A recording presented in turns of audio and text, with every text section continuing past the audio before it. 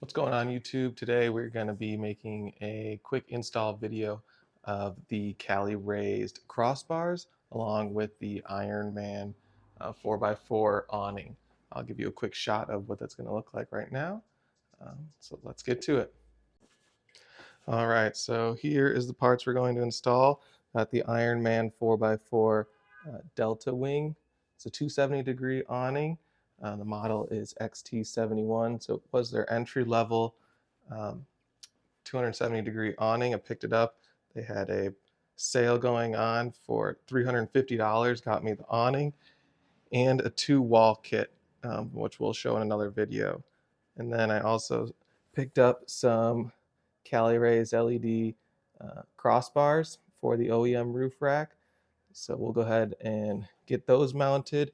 And the awning came with 3 brackets, but we'll probably only be using 2 of them today. So let's go ahead and get to the install. So this is my current roof rack setup. So it's just the OEM rack, and then I just made these 2 brackets for each of my chase lights, and then it's just zip tied across the crossbar and ran all the way to the front of the car on the driver's side. So the first step is we're going to take a pry bar or a little plastic pry tool and pop up these plastic panels on both sides. So let's go ahead and do that now.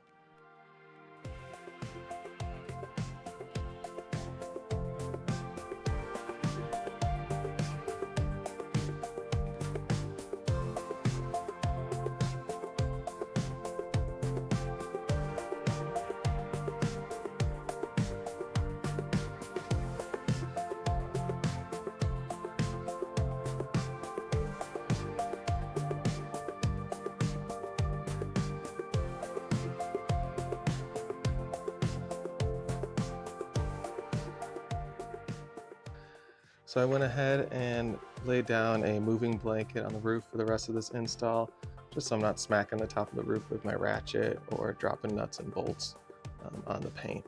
So I'm gonna go ahead and remove the 3 screws on each side and take these light brackets off and undo all these zip ties.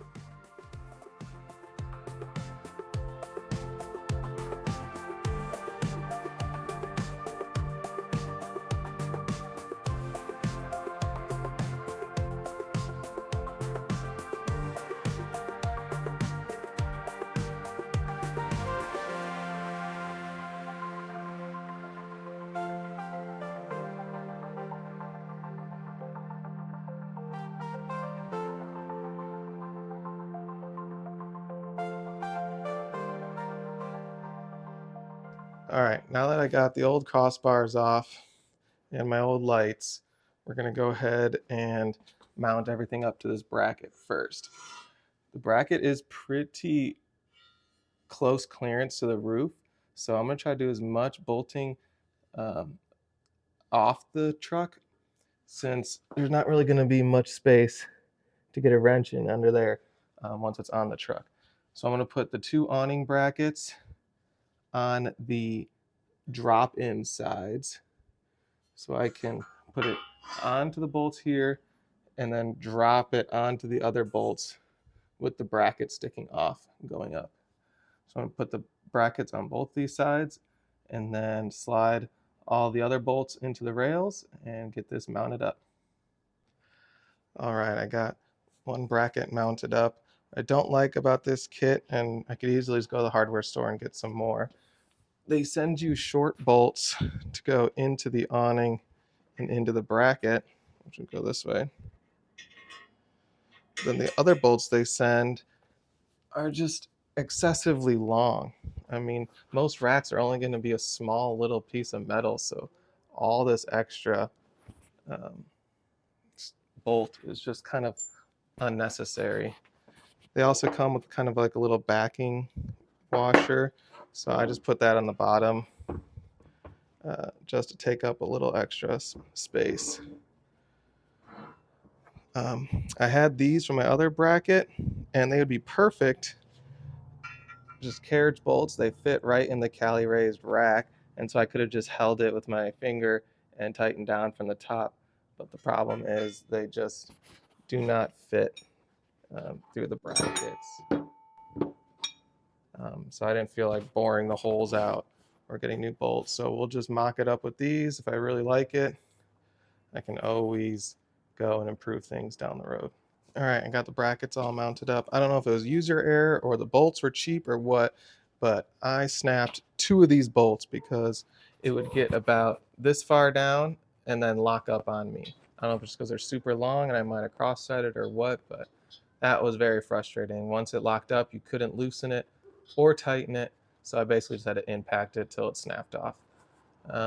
So that was unfortunate. Luckily, I'm not using the 3rd bracket, so I had extra bolts in the kit. Next, we're going to take the bolts from the Cali Raised crossbars and slide 4 on each side of the rails and get one side of the rails bolted up, and then we'll drop the rails down on the other side.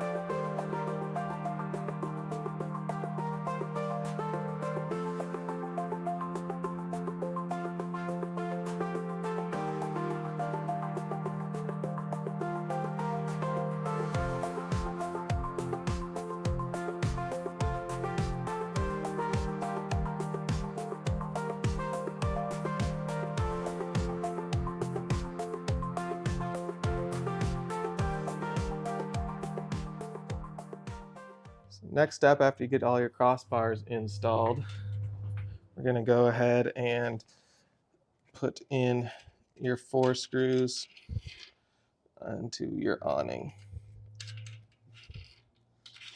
and then Velcro it all back up.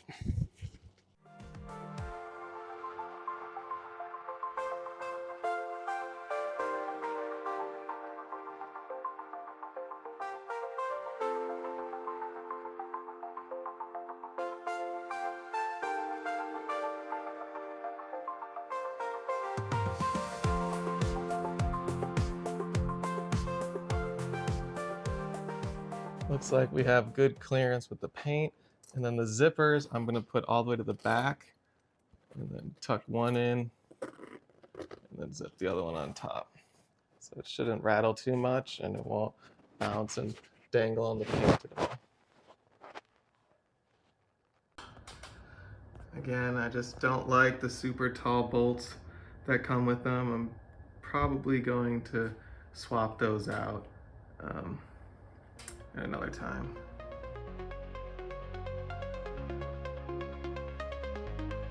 Sunlight, call and feel the fire. Touch the sky, now hearts are higher. Dreams awaken, feel the glow, and this journey where we go.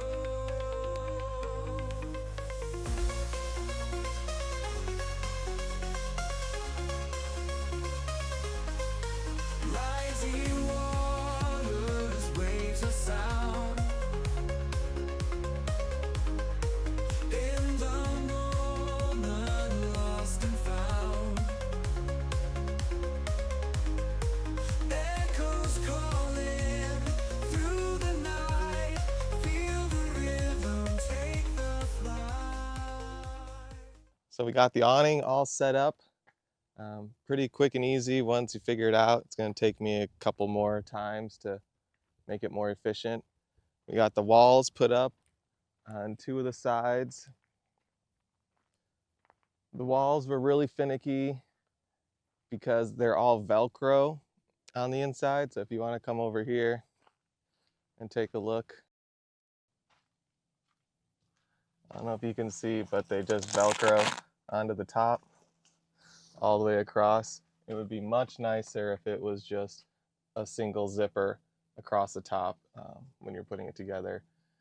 So then there's no guesswork, like over here.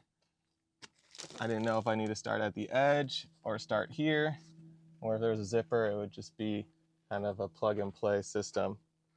Not super taut, probably need to adjust all my spikes a little bit more, but it's good enough for today.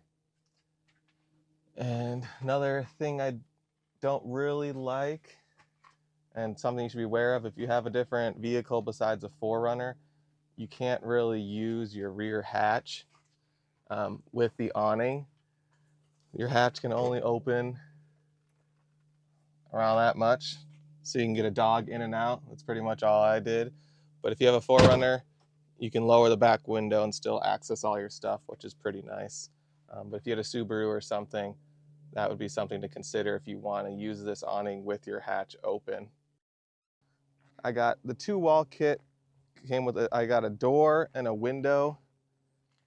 Not a huge fan of the window, well, or the door, to be honest, because if I wanted to put the window up right now and unzip it, that's it. That's as far as I could reach with it staked out here. So I can't even put the window up. So I'd have to put it up before I stake it out. But then if it's up when you stake it out and then it starts to rain, now you can't put it down without unstaking it. So that's something to consider. I wish they would have just put it on the inside so you can manipulate all the doors and everything from the inside, but it is what it is, I guess. The door is easier because you can walk in.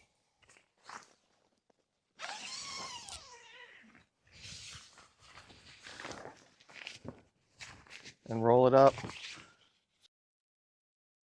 and just use the little toggles they have.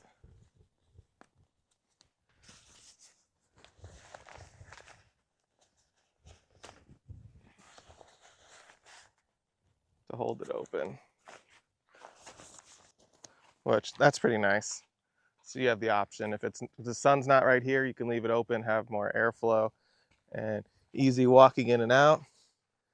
But yeah, the window is kind of a bummer that you can't access it when you want. But overall, that's it. I'll be setting it up a few more times, see how it goes. And then, yeah, I'll get you a clip of me packing it up once we're all done. On a little to no breezy day, you don't really need to tie any guy lines down to hold the awning down. If you make the poles high enough, it'll tension it a little bit and hold pretty stiff. But with the walls, I just decided to do 2 tie outs just to the existing pegs that I'm already using, just for a little extra and so they're not in the way. If it was raining, you'd want to tie out to the middle and pull it down so it creates a little V shape, and then all the water can run off the middles of the awnings. All right, to start putting it away, we're gonna first put up all the legs. So I'm gonna undo the Velcro strap, one on each pole, most likely the back ones.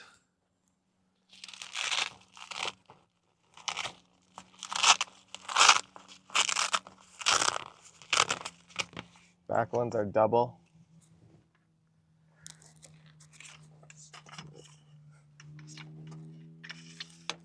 Loosen your legs up.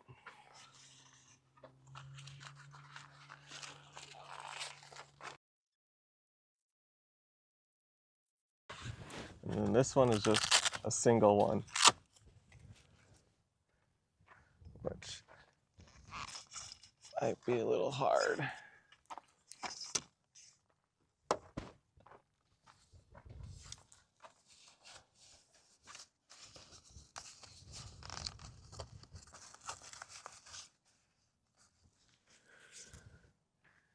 And we undo our strap on this side.